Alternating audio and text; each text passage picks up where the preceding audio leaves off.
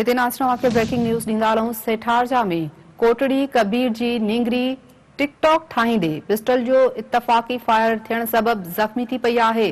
Pistol जो fire थियण सबब ज़ख़्मी थींदड़ दुआ धारेजो खे अस्पताल मुंतकिल कयो वियो आहे। इहा अहम ख़बर अवां सां शेयर कयूं पिया सेठारजा मां, जिते कोटड़ी कबीर जी नींगरी टिकटॉक ठाहींदे पिस्टल जो इत्तफाक़ी फायर थियण सबब ज़ख़्मी थी पई आहे। वधीक अवां खे ॿुधायूं पिया पिस्टल जो फायर थियण सबब ज़ख़्मी थींदड़ दुआ धारेजो खे अस्पताल मुंतकिल कयो वियो आहे।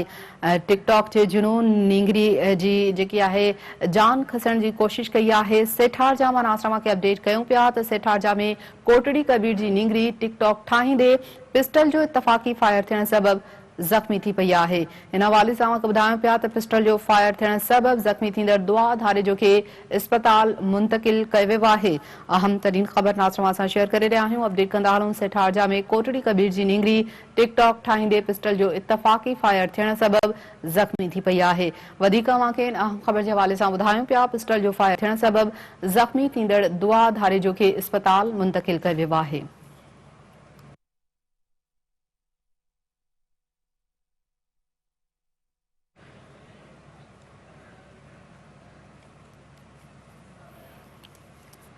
जी नासरा अफ़सोसनाक ख़बर आहे असां शेयर करे रहिया आहियूं। सेठारजा मां जिते कोटड़ी कबीर जी नींगरी टिकटॉक ठाहींदे पिस्टल जो इत्तफाक़ी फायर लॻण सबब ज़ख़्मी थी पई आहे।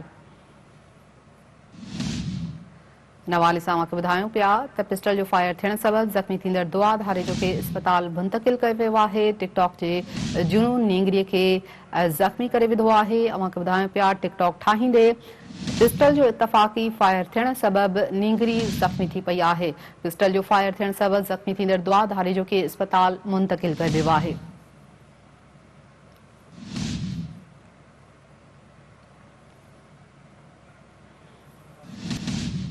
ब्रेकिंग न्यूज़ आहे असां शेयर करे रहिया आहियूं। सेठारजा मां कोटड़ी कबीर जी नींगरी टिकटॉक ठाहींदे पिस्टल जो इत्तफाक़ी फायर लॻण सबब ज़ख़्मी थी पई आहे। तफ़सील मालूम कंदासीं सेठारजा मां सिंध टीवी न्यूज़ रिपोर्टर निज़ाम सहतो खां।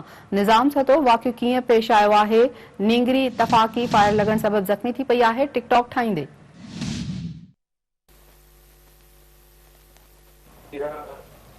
जी निज़ाम।